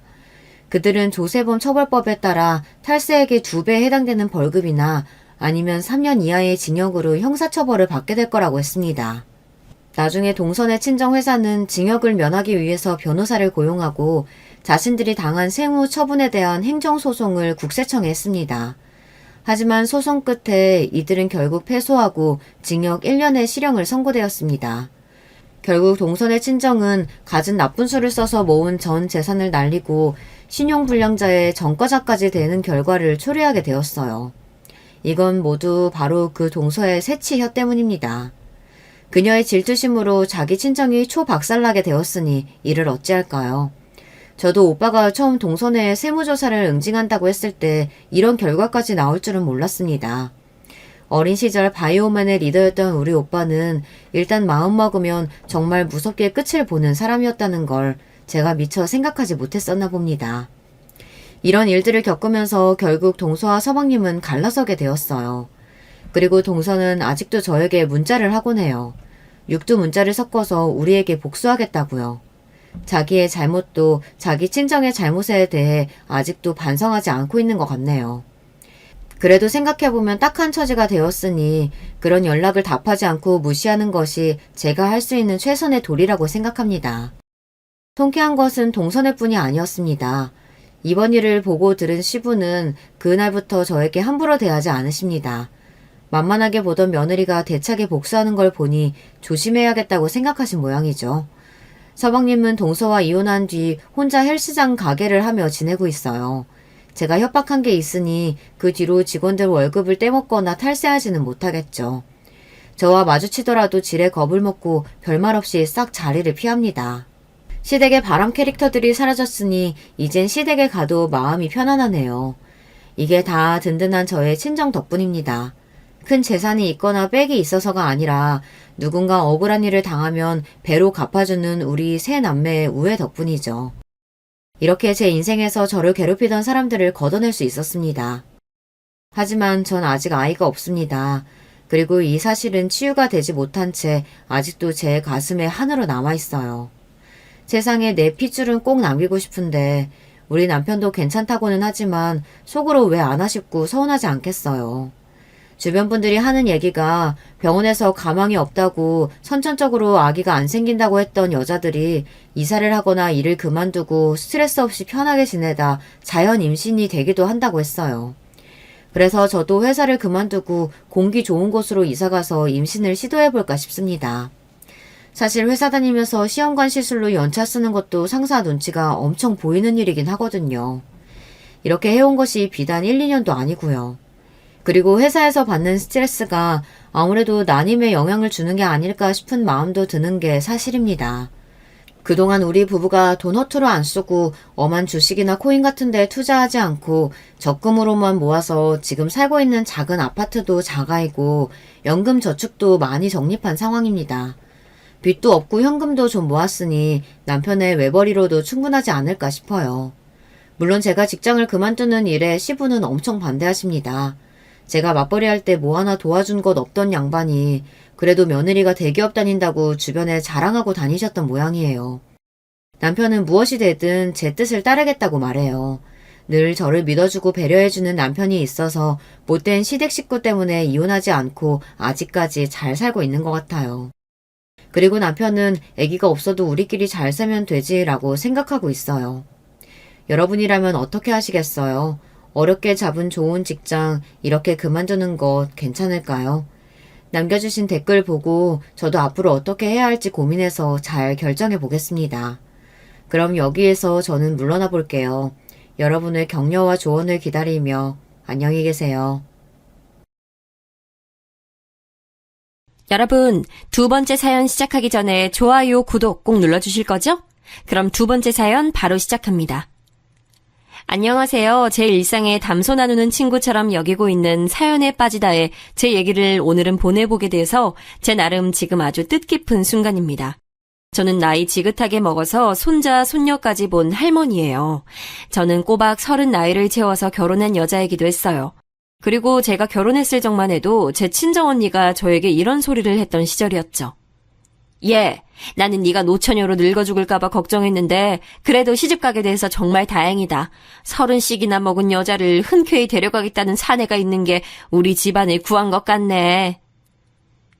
언니, 전에 우리 집 살던 순이 언니라는 분도 31에 시집 갔었는데 내가 30에 결혼하는 게 뭐 그리 늦다고 호들갑이야? 그리고 나는 내 형제들이 우리 부모님 편찮아지신 걸 두고 이런저런 핑계 대면서 다 외면하지만 않았어도 돈 벌어서 부모님 병원비 대느라 바빠지만 않았어도 진작에 시집 갔을 거야. 상황 뻔히 알면서도 왜 이래? 명자 얘가 결혼 앞두고 맹랑하게 별별 소리를 다 하네. 지난 일은 왜 들먹거려? 네 큰 조카가 이미 중학생인데 넌 아직까지 노처녀로 살고 있었으니 내가 걱정돼서 한마디 한 것 좀 가지고. 저는 사남매 중에서 넷째였어요. 결혼을 앞뒀던 저에게 괜한 잔소리를 날렸던 큰언니, 그 바로 밑에 작은언니, 또 그 바로 밑에 오빠가 있었고요. 무려 3명이나 연년생이었던 것이죠. 그리고 막내인 저는 오빠하고 5살 터울로 태어났으니 왜 그 셋만 연속으로 태어났었는지 능히 짐작하시리라고 봅니다. 아들을 낳기 위해서 그랬던 것이었죠. 제 친정 오빠는 그렇기에 형편 부족한 집안에서도 가장 대우를 받고 자랐어요. 부모님이 오빠를 향한 편애가 이어지자 언니들은 서로 뭉쳐서 한 편을 형성했고요. 저만 낙동강 오리알 신세로 자랐습니다. 언니들은 중학교까지만 나왔고 오빠는 고등학교까지 나왔는데요. 이걸 두고도 언니들은 영 불만이었나 봐요. 열심히 돈을 벌기 시작하더니 금세 남자 만나서 시집들을 가버렸고 여자는 결혼하면 출가 외인이라는 인식이 팽배했던 당시의 흐름을 착실히 따랐습니다. 편애받고 자란 오빠는 그럼 행복하게 잘 자랐냐고요? 꼭 그렇지도 않았어요. 가감없이 표현을 해보자면 글쎄요, 어중간한 망난이었다고나 할까요? 군대를 다녀오자마자 웬 젊은 유부녀와 눈이 맞아서 야반도주를 했던 사건은 그 이후로 저희 집안에서 두고두고 회자됐네요. 나중에 제 친정 아버지의 오랜 지인분께서 주선해 주신 상대와 어찌저찌 결혼을 했는데요. 언니들하고 똑같은 노선을 타더라고요. 아버지 어머니가 나한테 해준 게 대체 뭐가 있어요? 옳게 베풀어 준 게 어디 하나라도 있냐고요. 아프고 힘들다 어쩌고 저쩌고 하면서 나한테 손 벌리지 마세요. 나는 내 가정 하나 건사하기에도 몹시 바빠진 사람이니까요. 명훈이 네가 어떻게 우리한테 이럴 수가 있니? 우리가 너를 얼마나 애지중지했는데 온갖 허물 다 감싸주면서 이날이 이때껏 키워왔는데 너는 늘 우리 아픈 손가락이었어 이거사. 누가 아픈 손가락 삼아달라고 했어요? 어머니가 뭐라고 하시든 저는 이제 개코도 신경 안 씁니다. 제 친정엄마가 충격과 배신감으로 쓰러졌던 모습을 저는 눈앞에서 직접 봤죠. 그러면서 오빠는 금수만도 못한 놈이구나 이런 생각을 했었어요. 저희 친정 부모님이 그 시기에 건강이 나쁘셨어요. 언니들과 오빠는 각자 다른 이유로 부모님을 향해 원망의 화살을 쏘아대며 나몰라라 했고 결국 부모님 곁에 남아 챙겨드린 건 저뿐이었습니다. 혼자서 사회생활과 집안일까지 병행하려니 죽을 맛이었고 한 분이 입원이라도 하시면 병원 생활까지 제가 종종 해야 했으니 이런 판국에 연애가 뭐고 결혼이 뭔가요. 하루하루 살기에도 바빴는데요. 저는 제 남편과 멋지고 운명적인 연애를 통해 결실을 맺은 건 아니었고요. 저도 상대도 서로 결혼하기에 차고 넘치는 나이였고 서로 지지부진한 집안 수준도 비슷했고 그런 연유로 곁다리 지인을 통해 만나 결혼하게 됐습니다. 남편은 애석하게도 썩 그리 좋은 사람은 아니었어요. 결혼 자체가 나긋나긋하지 않았고 약간 다혈질적이었죠. 나이는 저보다 2살 위였고 그때까지 남편이 결혼을 하지 않고 있었던 이유는 저와 비슷했습니다. 가족들을 위해서 사느라 그랬어요. 꼭 저처럼 남편도 사남매 집안이었어요. 저는 막내인 반면 남편은 셋째였는데요. 실질적으로는 장남이었답니다. 형제들 중 첫째인 아주버님께서는 원래 출생 당시부터 한쪽 다리가 좀 불편하셨는데 엎친 데 덮친 격으로 자전거 사고를 당하셔서 눈에 띄게 다리가 더 불편해지셨어요. 통증 때문에 일상에 어려움을 겪으시는 경우도 잦았고요. 그리고 둘째인 시누이는 어렸을 때 먼 친척집으로 가서 거기 일을 하면서 먹고 자고 하며 산 세월이 10년이었다네요. 유년 시절을 따로 보냈던 것이죠. 시집을 가서는 철저히 출가 외인으로 살았고요. 이러니까 남편이 실질적인 장남이었던 거예요. 막내 아들인 시동생은 놀랍게도 공부머리가 있었다네요. 그래서 남편은 자기 동생의 학업을 위해서라도 부지런히 일을 해서 돈을 벌어야 했지요. 전 이렇게 생각했어요. 그다지 건강하지 못한 부모, 가게에 도움이 되지 못하는 형제들, 가족을 위해 사느라 정작 나 자신을 위해서 살아보지 못한 것까지 이 남자는 나랑 비슷하네. 공감대를 형성할 수 있을 것 같다는 생각이 든다. 최근 제가 텔레비전을 보는데 예능 프로그램에서 어느 사회자가 그러더라고요. 남자는 아랫도리 때문에 인생 말아먹고 여자는 동정심 때문에 인생을 망친다고 말입니다. 제가 그 말 듣는데 저도 모르게 이야 소리를 내면서 무릎을 탁 쳤네요. 표본을 찾을 것도 없이 당장 제게 해당되는 것 같았으니까요. 자식 셋 낳고 이어갔던 결혼 생활은 결코 녹록지 않았고 남편은 갈수록 독불장군이 되어갔습니다. 뭐야, 집에 술이 없잖아. 이 망할 놈의 집구석 그나마 술이 있어야 봐줄 만한 건데 술이 다 떨어지도록 여태 다들 뭐하고 있었어? 당장 튀어나가서 술 가져와. 어서 가져오라고. 내 말 안 들려? 당신 애들한테 자꾸 왜 그래요? 애들이 무서워하잖아요. 그리고 이제 우리 술 사다 놓을 돈도 없어요. 돈이 없어서 못 사다 놓은 거니까 그렇게 알고 당신도 이제 술 끊어요. 이 옆에 내가 무슨 헛소리를 그리 공들여서 하고 있어. 돈이 없다고? 그럼 자식 새끼들 저녁은 어떻게 뭘로 먹였다는 거야? 저기 저거 연필도 새로 산 거 같은데 아니야? 저거 살 돈이 있다는 건 술을 살 돈도 있다는 거지. 이 옆에 내가 어줍잖은 헛소리로 나를 현혹시키려고 들어? 오냐, 오늘 너 죽고 나 죽어보자는 거지? 가뜩이나 성정도 부드럽지 않은데 술까지 들어가면 그때는 정말 남편은 괴물이 됐죠. 괴물은 의사소통도 안 되고 오직 처리하거나 피해야 할 대상이잖아요. 마치 딱 그런 것 같았어요. 있으면 무서운 존재, 하등 도움이 안 되는 존재였습니다. 결혼 생활 초반부터 그러지는 않았는데 시간이 갈수록 그렇게 됐네요. 원래 타고난 본성이 그런 것이었는지 아니면 사는 게 즐겁지 않아서 그렇게 되어갔던 것인지는 지금까지도 전 모르겠습니다. 애들은 자기 아버지가 워낙 불안정한 모습만 보이니까 심적으로 방황들을 했어요. 특히 제 아들, 장남 말입니다. 저는 아들, 딸 이렇게 셋을 낳았는데요. 아들에게 미안한 점이 너무나도 많았습니다.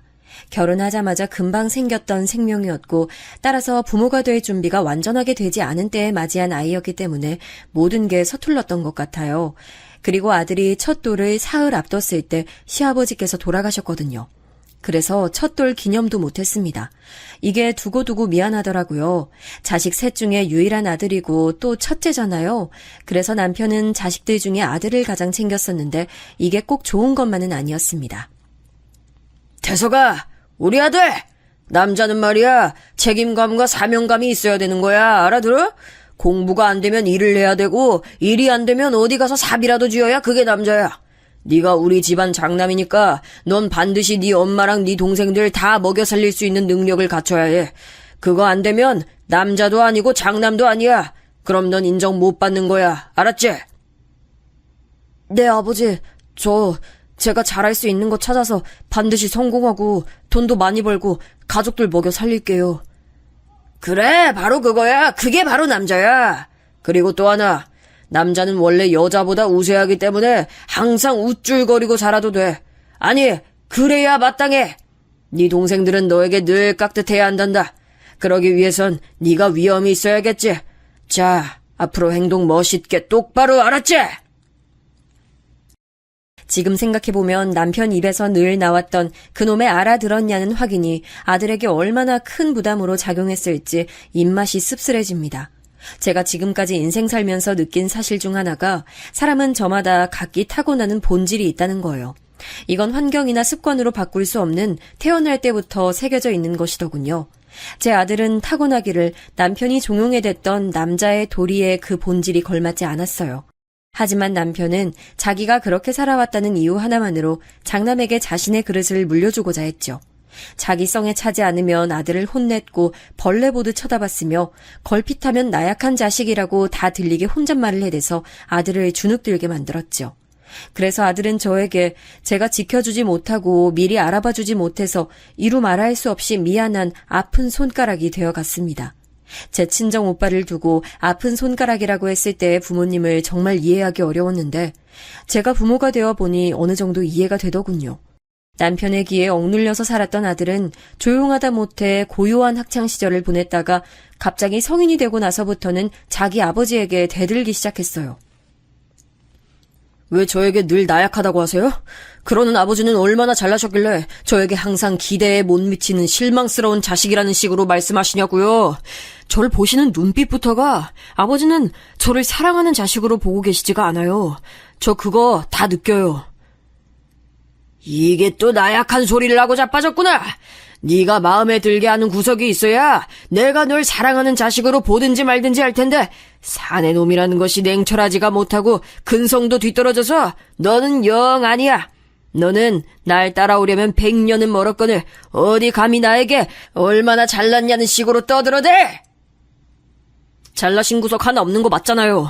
그러니까 저한테만 자꾸 부담 주지 마세요. 하나도 안 반갑고 하나도 안 고마우니까.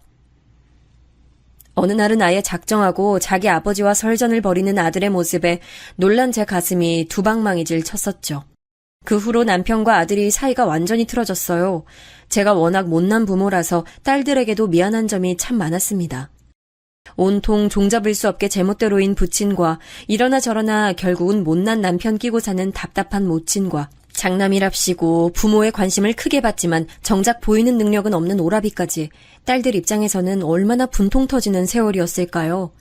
지금에서야 이런 점들을 찬찬히 뜯어보지만 당시엔 이런 시각을 가지지 못했던 것 같아요.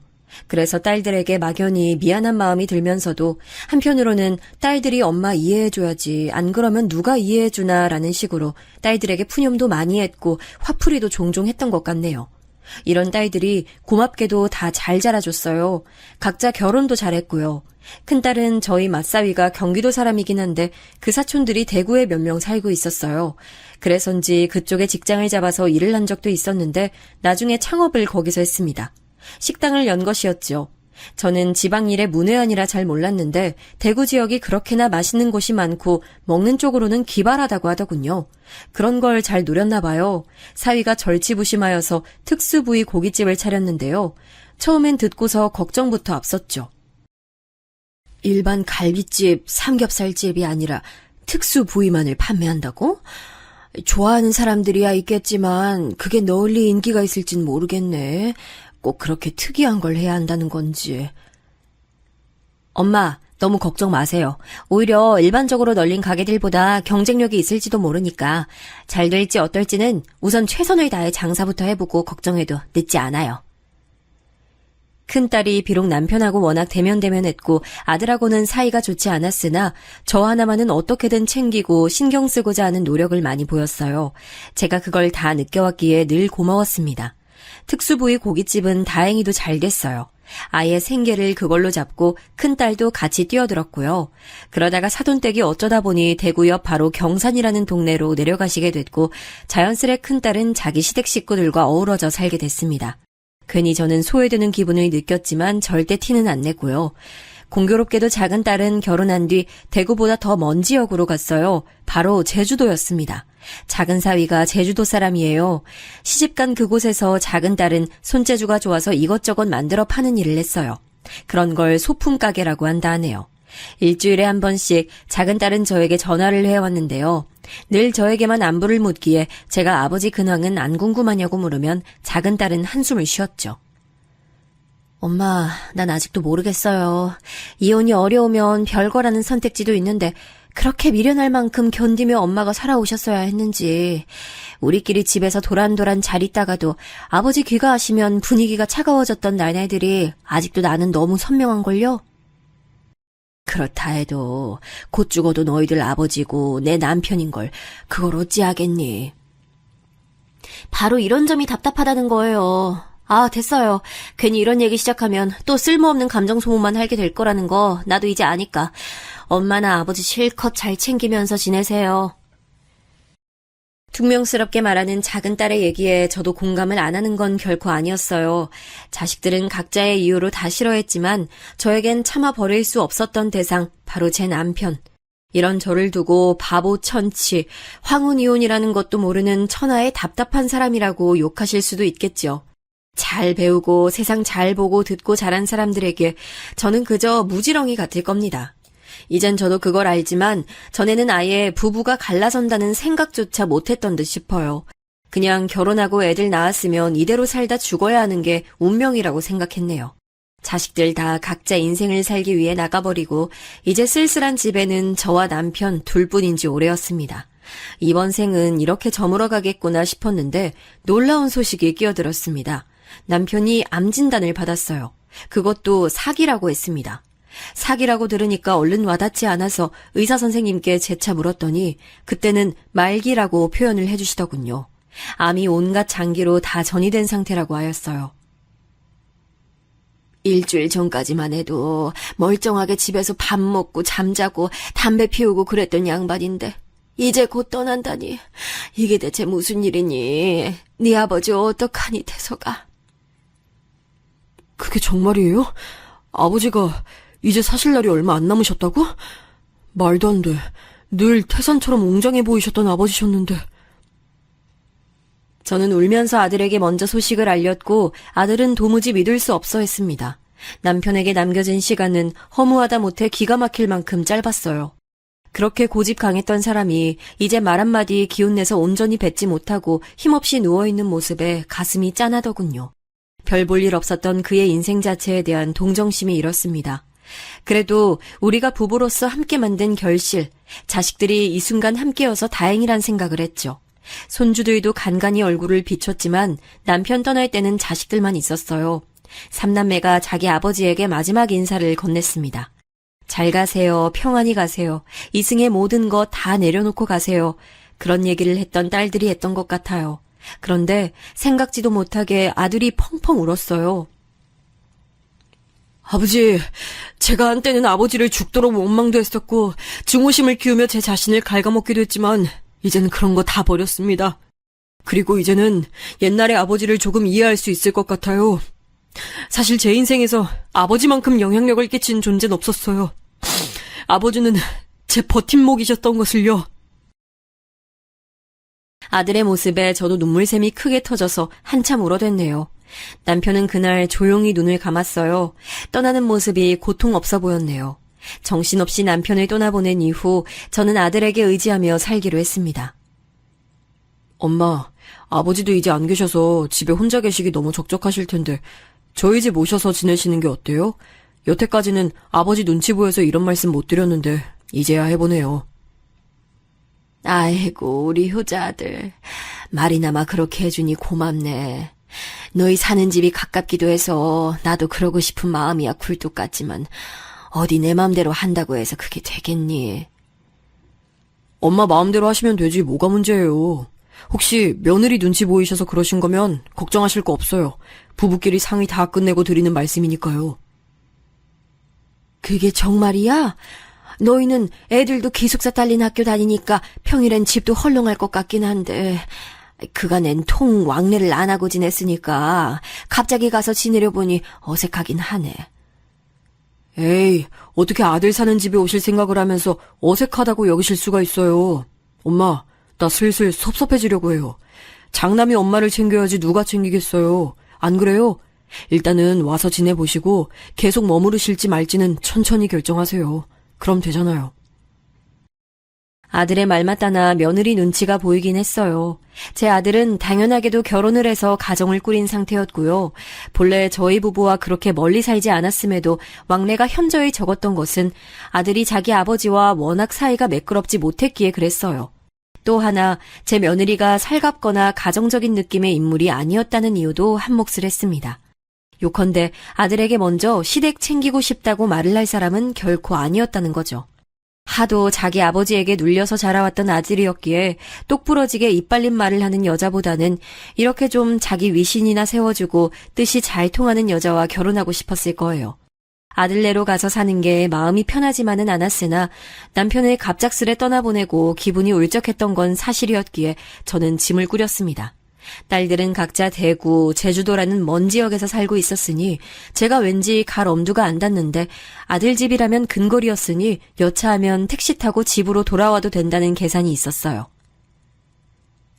어머님, 짐을 달랑 손가방 하나만 싸두셔서 제가 좀 놀랐어요. 이왕이면 짐을 많이 싸셔서 오래오래 머무실 작정이시면 저는 더 반가웠을 것 같거든요. 애민이가 그렇게 생각을 해주다니 놀랍기도 하고 정말 고맙구나. 내가 있는 동안 너희가 나 신경 안 쓰게끔 조용히 잘 지내보마. 그러실 필요 없어요. 여기가 어머님 왕국이고 어머님이 여기 왕이다 이렇게 생각하고 지내셔도 되는걸요? 제가 좀 낯을 심하게 가리고 부칩성도 없어서 지난 세월 어머님께 며느리 도리 못하고 살아온 점 죄송하게 생각해요. 앞으로라도 만회하고 싶어요. 어머님, 제가 부족한 모습 보이더라도 저 너그러이 봐주실 거죠? 며느리가 수더분하게 저를 맞아준 것이 의외로 여겨졌던 저는 금세 기분이 고무됐던 것 같아요. 남편이 너무 한순간에 허망하게 떠나버렸으나 아들내외와 잘 지내게 됐으니 이건 또 이거대로 잘 흘러가게 된 인생의 흐름이라고 여겼네요. 새침하고 말수가 적다고 생각했던 며느리는 제 관념을 깨부수고 저에게 아주 잘해줬습니다. 식단을 아예 저에게 맞춰서 짜주었고요. 저와 함께 기꺼이 동네 산책을 같이 다녀주며 주변의 지리를 알려줬어요. 그것에 저는 감동을 했죠. 동네가 어떤지 알려준다는 것은 앞으로도 저에게 여기서 살라고 말하는 것과 같았으니 저는 그런 것에서 며느리의 갸륵한 진심을 보았던 거예요. 엄마, 지내시는데 불편한 점 없으시죠? 조금이라도 힘드신 일 있으면 바로 알려주세요. 아이고, 우리 효자들. 나는 불편한 점 조금도 없어. 애미가 얼마나 잘해주는지 몰라. 이제 보니 네가 장가 하나는 잘 들었네. 엄마가 잘 지내신다니 다행이네요. 그런데 엄마, 그러면 집은 서서히 정리를 하시는 게 어때요?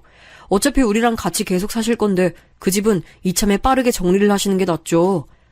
아, 그렇다고 해서 팔기는 좀 아까운 위치에 있으니까 저한테 미리 주시는 것도 좋고요. 그 다음에 새를 놓으시면 되죠. 나야 뭐 그런 걸로 이득 볼 욕심은 전혀 없고 새를 받아먹을 계산은 전혀 못해서 그 돈들이 나한테 안 와도 상관은 없다면 그럼 네 동생들은? 아, 엄마, 앞으로 엄마 계속 모시고 살 자식은 누구죠? 바로 저예요. 그러니까 저 혼자 받아야 맞는 거죠. 엄마가 저희랑 사는 거에 불편함 없으시고 저희는 애들 대학 들어갈 때 대비해서 돈을 더 벌고 더 모아놔야 하는 입장이고 이런 상황이니까 당연히 저한테 그 집을 주시는 게 맞죠. 다른 건 굳이 생각도 마세요. 아들내외와 함께 살게 된 지 딱 한 달째였어요. 저와 남편이 살았던 그 집, 약간 오래되긴 했으나 위치가 정말 좋았어요. 인기가 많은 만큼 수요는 계속 늘고 있는데 공급은 안 되는 위치여서 누구라도 탐이 날 만한 곳이었습니다. 그걸 아들이 달라고 그랬어요. 굳이 제 명의에서 바꿔서 말이죠. 제가 사랑하는 아들이었으나 제 앞에서 열변을 토하는 그 모습을 보며 진작에 이런 꿍꿍이가 있었구나라는 직감이 들고 말았습니다. 하지만 인생 사는데 돈처럼 확실한 것은 없으니 너무 서운해하지 않으려고 했어요. 저는 이틀 고민을 하다가 아들내외 앞에서 말했죠. 재산 주고 나서 내가 팽당하는 건 아니겠지? 토사구팽 꼬라지를 면하려면 나도 덜컥 너희에게 내 재산을 넘겨줄 수가 없구나. 엄마, 무슨 말씀을 그렇게 하세요? 재산도 얻고 엄마도 모시고 저희는 그냥 일석이조라고 생각해왔을 뿐이에요. 어떻게 엄마한테 불효를 저지르겠어요? 엄마 돌아가시는 날까지 저희가 무조건 모실 거예요. 그게 정말이니? 그렇다면 앞으로도 나에게 계속 효도를 하겠다고 각서까지 확실하게 써줄 수 있겠지? 제 말이 떨어지기가 무섭게 며느리가 벌떡 일어나더니 안방에 가서 뭔가를 가지고 왔어요. 종이와 볼펜 그리고 인주였습니다. 제가 죽는 날까지 모시고 살며 효도하겠다는 내용을 적은 뒤 서명을 하고 지장까지 빠르게 찍더군요. 옆에서 자기 차례를 기다린 아들 역시 며느리에 이어서 행동 개시를 했고요. 효도 계약서라고 적힌 맨 윗줄을 읽으며 저는 그 재산 아들에게 주기로 했습니다. 그리고 딸들에게 연락해서 대략적인 상황을 알려줬죠. 재산을 탐내지도 않을 딸들이었지만 어찌됐건 말을 해주는 게 맞다고 생각해서요. 그러자 딸들 짝이라도 한 것처럼 둘 다 코웃음을 쳤어요. 내가 그럴 줄 알았어요. 엄마가 거기 들어가셨을 때부터 이렇게 될 줄 짐작했죠. 엄마 알아서 하세요. 엄마, 언니랑 내가 왜 옛날부터 오빠를 안 좋아했는지 엄만 진짜 그 이유를 모르시는 것 같네. 아무튼 무슨 말씀이신지는 알았어요. 엄마가 원하시는 대로 하세요. 둘 다 진절머리를 치는 것 같아서 제가 좀 민망해졌습니다만 솔직히 그때 망설이거나 머뭇거리진 않았어요. 곧장 아들에게 그 재산 증여해줬습니다. 의심이 없었던 것 같아요. 아들내외 말 맞다나 아들내는 당장 돈이 있어야 할 상황이고 저는 그 돈 당장 쓸 생각이 없으니 서로에게 잘된 일이었다고 생각했죠. 재산을 물려받은 아들은 무척이나 기뻐하면서 며느리와 얼싸안았고요. 손주들까지 모두 함께 즐거운 저녁 외식 식사까지 하며 화목한 앞날을 약속했죠. 저는 그때까지만 해도 몰랐어요. 어떤 일을 겪게 될지 말이죠. 그로부터 며칠도 안 지났는데 왠지 모르게 그 집에서 눈치를 보게 됐습니다. 며느리가 전처럼 제게 먼저 다가와서 이거 하자 어디 가자 이렇게 안 해주니까 제가 낙동강 오리알 신세가 된 듯 했고요. 주말 아침에 일어나 보니 집이 휑했고 저를 두고 아들내외와 손주들이 1박 2일로 주말 나들이를 가버린 것에 황당해졌죠. 왜 저를 두고 갔냐고 따지기가 망설여지는 스스로가 초라해지는 경험 살면서 한 번쯤 해보셨을까요? 저는 이때 정말 제 자신이 작아졌다고 느껴졌어요. 기운 잃지 않으려고 일부러 부단히 가사활동을 하려고 노력했고요. 그런데 하루는 제가 청소를 좀 해줄까 싶어 안방에 들어갔다가 화장대 위에서 수상쩍은 종이 쪼가리들을 보고 말았어요. 그건 다름 아닌 노인들이 들어가 사는 요양원 안내문이었습니다. 저는 떨리는 손으로 그걸 살펴보다가 직감적으로 이거 큰일이구나 싶은 판단이 들어 얼른 제 돋보기부터 챙겼어요. 돋보기를 끼고 찬찬히 글자들을 제대로 놓치지 않고 읽어내려갔죠. 잠깐만. 이건 요양원 시설 안내가 아니라 입소 상담 내역이잖아. 그렇다면 여기 상담을 마친 요양원에 설마 나를 들여보내려고 작정을 해놨다는 거야? 현재 입소 대기 인원 앞에 2명. 예상 입소 날짜는 1달에서 1달 반 후라고. 아유 세상에 구석탱이에 내 생년월일도 적어놨네. 맞구나. 나를 보내려는 게 맞구나. 이런 배은망덕한...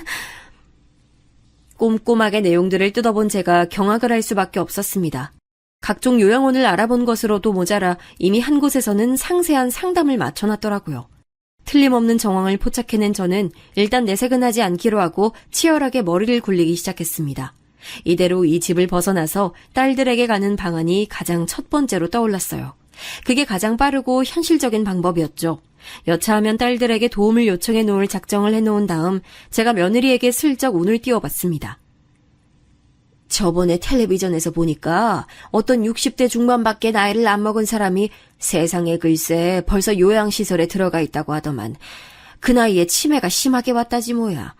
아무리 그래도 아직 요양시설에 들어가 살기엔 아깝고 창창한 나이인데 너무 안타깝지? 뭐가 안타까워요? 치매 걸리면 짐승이 된 거나 다름없잖아요. 그리고 어차피 60대나 70대나 저는 거기서 거기라고 생각해요. 노인네 냄새 나기 시작하는 건 똑같잖아요. 그런 건 감춰지지가 않더라고요. 나이 먹고서 꼬장 부리는 것도 다 똑같고요. 하자 있으면 요양원 빨리빨리 들어가는 게 자식들 비롯한 남은 가족들에게 좋은 일 하는 거라고 생각해요. 하자? 그 표현은 너무 심한 것 같구나. 늙고 싶어서 늙은 것도 아니고 자연 섭리에 따라 그렇게 됐을 뿐인데. 그리고 내가 70대 노인으로서 네 지금 말 듣고 다니 그럼 난 이미 요양시설에 들어가고도 남았어야 했다는 것처럼 들려서 영 기분이 찝찝하네. 내가 너무 비꼬아서 받아들인 거니? 아니요, 똑바로 잘 받아들이신 건데요. 어머님 연세면 사실 애진작 요양원에 박혀서 침대에 팔다리 묶여 있었어야 맞는 거 아닐까 싶네요. 그런데 그 나이 되시도록 눈에 생기가 넘치셔서 모시는 입장에서는 좀 부담스러워요. 요양원에 집어넣기가 조금 민망해진다고나 할까요? 어머, 왜 그렇게 놀라세요? 에휴, 어머님 저 지금 농담한 거예요. 그냥 해본 소리라고요. 표정 푸세요. 며느리가 갑자기 비굴한 웃음을 지으며 상황을 무마했으나 저는 이미 요양원 상담 내역까지 본 마당이었기에 그 모든 말이 진심으로 들렸습니다. 왜 저의 의견은 일절 물어보지도 않고 멋대로 요양원을 알아본 것인지 이걸 따질 엄두가 안 나더군요. 저를 보던 며느리의 눈빛에서 싸한 기운을 느꼈기 때문이에요. 예전에 아들은 남편이 자기를 볼 때 가끔 벌레 보듯 한다며 분개했었는데 갑자기 제가 그것이 뭔지 알 것 같아지더라고요. 저를 보는 며느리의 눈빛에서 묘하게 벌레 보듯 하는 경멸의 분위기가 나더군요. 그리고 저도 아들이 분개했던 것처럼 똑같이 화가 났습니다. 모멸감이 느껴지더라고요. 그래도 며느리보다는 제 아들의 입을 통하는 게 더 확실할 것 같아서 지푸라기라도 잡는 심정으로 아들을 떠봤어요. 아들, 텔레비전에서 보니까 전라도 여수인가 어디에다가 큰 관광단지를 새로 조성할 예정이라네. 그거 완성되면 우리 아들이 나 데리고 가줄 거지? 내가 지방여행을 워낙 안 다녀봐서 그런지 상상만 해도 설레고 좋더라. 아, 글쎄요. 그런 게 뚝딱 만들어지는 것도 아니고 다 완공될 때쯤이면 엄마가 거동 어려워지신 상태가 아닐까요? 아휴, 너는 왜 벌써 그런 가정부터 하고 그러니? 당장 내년 여름에도 거기 가보면 뭐 하나 그럴싸하게 지어놨을 텐데 내년이면 괜찮지? 내년이요? 엄마한텐 너무 먼데요? 엄마, 마음 많은 이팔 청춘이신 거 알겠는데 이제 나이를 생각하셔야죠. 그 나이엔 원래 골방에 틀어박혀서 하루 내도록 있어야 정상인 거예요. 너 지금 나보고 골방에나 틀어박혀 있으라고 설마 그렇게 말을 하는 거야? 어떻게 그럴 수가 있니? 너도 그렇고 애미도 그렇고 요새 나한테 쌀쌀 맞은 거 내가 모를 줄 아나 본데 나도 다 알고 있어. 아, 재산 이미 물려주셨고 이빨 빠진 호랑이 되셨는데 그렇게 화를 내셔봤자 뭐 어쩌시려고요. 엄마, 그냥 제발 입 닥치고 조용히 계세요. 때 되면 좋은 곳 모셔다 드릴 테니까요. 시끄럽지 않고 아주 평화롭고 좋은 곳일 거예요. 아들이 표정은 부드럽게 꾸몄는데 비틀린 입가를 보니까 저를 한껏 비웃고 있더군요. 순간적으로 다리에 힘이 풀려 그대로 주저앉았습니다. 그 좋은 곳이 요양원이라는 것을 저는 알고 있었으니까요. 아들은 저에게 괜찮냐는 말 한마디 없이 한숨을 쉬며 방으로 들어갔어요. 아들이고 며느리고 간에 이것들이 아주 단단히 작당을 해놓았음을 분명히 깨달을 수 있었네요. 더 이상 지체할 수 없어서 큰딸에게 먼저 연락을 했어요. 너도 내가 이제 살 만큼 다 살았으니까 얌전히 죽음이나 기다려야 마땅하다고 보니? 엄마, 갑자기 전화하셔서 웬 뚱딴지 같은 소리를 내요? 치매가 오셨나 무섭게 왜 이러셔? 100세까지 사셔야지. 내가 그렇게 오래 살아도 되는 거니? 얌전히 아들 며느리가 하라는 대로 요양원에 들어가지 않아도 되는 거야? 뭐라고? 요양원? 오빠랑 세연이 진짜 미친 인간 아니야? 내가 그 두 사람 꼴 보기 싫어서 그 재산까지 욕심 안 부린 것도 있었는데 이런 식으로 뒤통수를 친다고?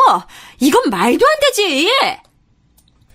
큰딸은 당장에 이튿날 맞사위와 저를 데리러 왔고 그 이전에 작은딸이 화가 나서 아들에게 전화를 하고서는 따져 물었죠. 오빠, 우리한테는 엄마 돌아가실 때까지 책임지고 모실 테니까 그 집 포기하라고 그렇게 말을 하더니 어떻게 엄마를 당장에 요양원에 보낼 생각을 했어? 아, 엄마는 이상한 데서 눈치가 빠르시네. 대체 어떻게 알았지? 엄마를 요양원에 보내놓고 시간 좀 지나면 그 비용도 너희한테 청구할 작정이었는데 처음부터 일이 틀어졌네? 아니, 오히려 잘 됐나? 너희가 앞으로 돌아가면서 엄마 모시면 되겠다. 난 받을 거 받았으니까 이제 볼 일 없어. 제가 그 통화 내용을 문 뒤에서 가만히 듣고 있다가 억장이 무너져 내렸습니다. 저는 설마 아들이 이렇게까지 못난 놈일 줄 몰랐기에 처절한 배신감을 느꼈어요. 눈물을 흘리며 아들에게 말했죠. 나 아주 너미에게 그러고 싶든? 내 배로 너 길러서 낳았는데 눈에 넣어도 아프지 않을 자식이었는데 네가 어떻게... 너 네 아버지 돌아가실 때 보여준 모습을 보고도 내가 너 진짜 효자라고 생각했는데. 아버지 없으면 남은 엄마 살살 굴리는 거야 어렵지 않으니까 그런 계산도 살짝 넣어서 열심히 그때 울어봤죠. 엄마, 나한테 그 재산 넘겨주신 게 아까워서 이러시는 거면 너무 실망이에요. 이미 사실만큼 사셨으면서 너무 추하게 욕심 부리지 마세요. 전 이제 집사람하고 둘이 꿈에 그리던 퇴사 후 창업이라는 걸 해볼까 합니다.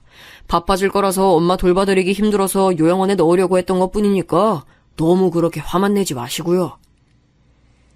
태연자약한 아들의 모습에서 희한하게 남편이 겹쳐 보이더군요. 못났고 배려 없는 모습, 이기적인 구석이 정말 닮아 있었어요. 저를 데리러 온 큰딸을 볼 낯이 없었습니다. 맞사위에게도 너무 면목 없었고요. 아들과 며느리는 뻔뻔하게도 큰딸과 맞사위 앞에서 말 한마디 하지 않고 딴청을 피우더군요. 대구로 내려가는 길에 차 안에는 한숨소리만이 가득했죠. 큰딸은 머리가 아프다는 듯 내내 인상을 쓰고 있었는데 저는 되려 차차 정신을 다잡게 됐어요. 딸들을 위해서라도 배은망덕한 아들에게 응징을 해주겠노라 결심이 들었거든요. 아들은 제 아픈 손가락이었으나 이제 건들 마음이 생기더라고요. 손가락이 아프면 치료를 하든지 해야지 그걸 그대로 안고 사는 게 바보 같았습니다. 큰딸 내로 작은딸이 황급히 찾아왔고 저는 딸들 앞에서 허심탄회하게 말했어요. 내가 제멋대로인 남편을 참아주고 살기 이전에 책임감 없는 형제들 사이에서 친정 부모님을 홀로 감당하며 살았던 전적이 있지. 그렇기에 친정 부모님은 나에게 얼마 되지도 않는 그 재산이나마 몰아주셨어. 그 당시엔 아무짝에도 쓸모없었던 자그마한 땅 그것뿐이었지만 내가 이번에 알아보니 값이 천정부지로 치솟았더구나.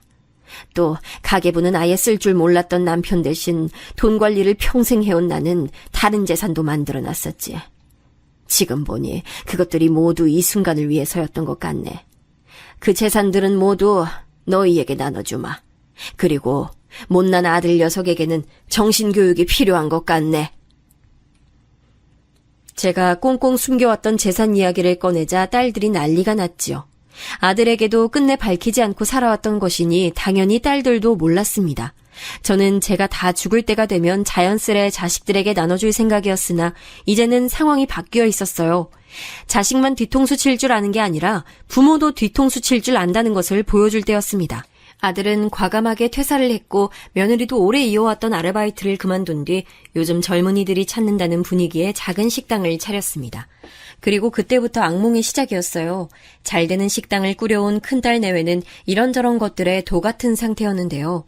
그 식당 위치 특성상 소문에 휩쓸리기 적절하다고 하더군요. 그래서 제 부탁을 받은 큰딸 내외가 인터넷에다가 글을 열심히 올렸습니다. 현대판 고려장을 행하려던 페루나가 차린 가게가 있다는 식으로 말이죠. 맞사위는 우리나라 자영업자들이 모두 다 모여서 의견을 주고받는다는 곳에 글을 올려서 엄청난 파급력을 이끌어냈습니다. 그 식당이 어디인지 모두가 유추해낼 수 있지만 글에는 정확히 기재가 안 되어 있도록 교묘하게 적었다고 하더라고요. 식당을 운영해오며 다사다난한 사건들을 겪은 큰딸 내외의 묘안이었죠.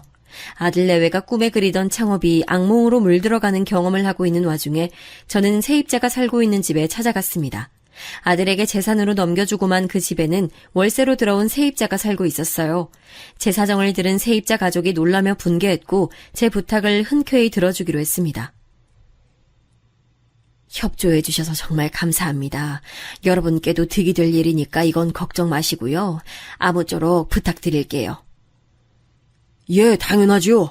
이야기를 듣는 동안 이건 진짜 아니다 싶어서 무조건 도와드리고 싶어졌어요. 꼭 잘해드리겠습니다. 분개해 주신 세입자 가족이 나선 건 집 수리에 관한 문제들이었어요. 월세로 들어왔으니 집주인에게 짜잘한 수리 요청을 다 할 수 있었으니까요. 그리고 저는 그 집에 직접 살아왔던 사람이었기에 어느 곳들이 약한지 오래됐는지 조금만 건드려놔도 어디가 고장이 나는지 이런 것들을 꿰고 있었습니다. 세입자 가족을 아들 내외로 들들 볶으며 이것저것 수리를 요청했는데 배수관부터 창고 문짝까지 요청 안 온 것이 없었고 놀라운 것은 정말로 망가져서 꼭 수리를 할 수밖에 없던 상황들이었다는 것이죠. 이럴 리가 없는데 이게 왜 다 고장이 나 있지? 그런데 수리기사들한테 불러봐서 물어봐도 연식이 됐으면 충분히 다 고장이 날 수 있다고만 대답하고 이렇게 되면 세입자 잘못 아니니까 다 해주는 게 맞는 건데 어쩜 이렇게 모든 게 틀어질 수 있는 거야? 이게 말이 돼? 이 정도면 그냥 어머님께서 쓰레기를 우리한테 처리하신 거 아니야? 위치 좋고 가격 전망 좋으면 뭐해? 집이 쓰레기인데. 여보, 가뜩이나 소문 이상하게 나서 가게에 파리만 날리고 다달이 적자만 쌓여가는데 집 문제까지 엮이니까 나 골치 아파서 못 살겠어. 세입자 가족이 보는 앞에서 아들 내외는 언성을 높이며 싸우기까지 했다고 하더라고요. 둘 다 안색이 안 좋았고 초조했다고 합니다. 하지만 여기서 끝이 아니었죠. 아들 내외는 곧 자식 문제에도 직면하게 됐습니다. 10대 학생들이 주로 하는 인터넷 사이트에서 우리 가족 얘기가 나돌고 있다고? 게다가 현대판 고려장의 손자들이라면서 우리 애들이 거기에 거론이 되고 있다고? 그래 여보, 어떡해? 소문 다 나서 학교 친구들이 놀려댄다고 지금 우리 애들 난리도 아니야. 기숙사에서 못 살겠다고 해서 일단 내일 나오는 걸로 해놨어. 그 기숙사를 얼마나 힘들게 그 경쟁률 뚫고 보내놨는데 그깟 소문 하나 무서워서 나온다고? 이런 나약한 놈들을 봤나? 나약한 놈들이라니? 여보, 우리 애들 지금 일주일 만에 몸무게가 3kg씩 빠졌다고 하잖아. 스트레스 받아서 공부도 안 된다고 하는데 나약한 놈들이라니. 여보, 지금 말 다 했어? 자기 아버지에게서 들어왔기에 너무 싫었던 그 말을 자기 자식에게 똑같이 물려주다니 제 아들 참 대단하다고 생각이 들었네요. 며느리가 자기 자식들을 끔찍하게 아끼는 모양이었는지 자꾸 신경이 예민해진 상황에서 아들이 자기 자식들을 나쁘게 건드리자 점차 폭발했나 봐요. 같이 장사를 운영할 수 있을 리가 있나요? 장사는 흐지부지 되더니 곧 가게를 내놓게 됐고요.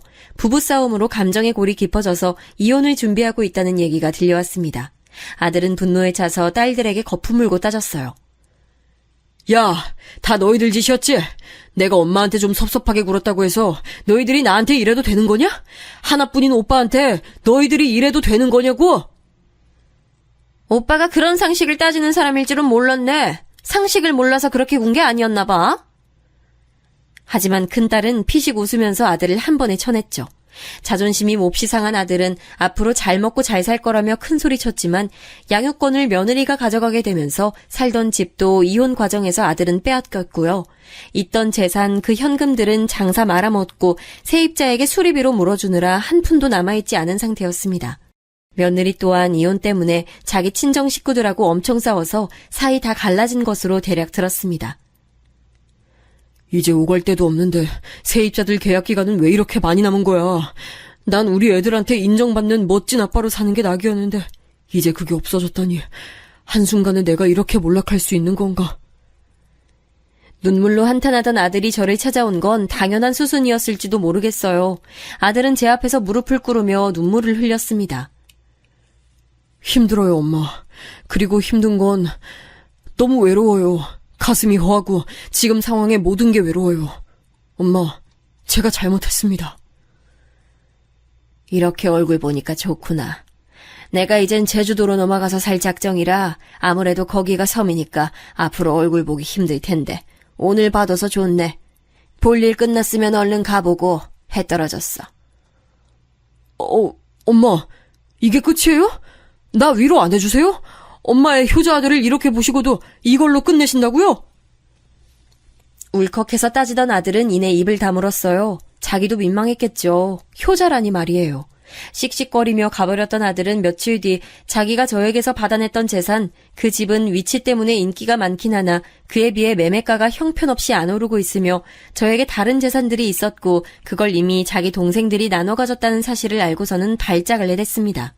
큰딸이 자기 애들을 유럽 여행 보내줬는데 그걸 어떻게 알고서 아들이 배알 꼴려서 시비를 걸었다가 큰딸이 실토한 진실을 듣고 난리가 난 것이었죠. 후회로 몸부림을 쳤지만 이미 늦은 뒤였습니다. 세상엔 몸소 겪어야만 깨우쳐지는 것들이 있는 모양이에요. 제가 지금까지 살면서 느낀 바로는 그런 것 같습니다.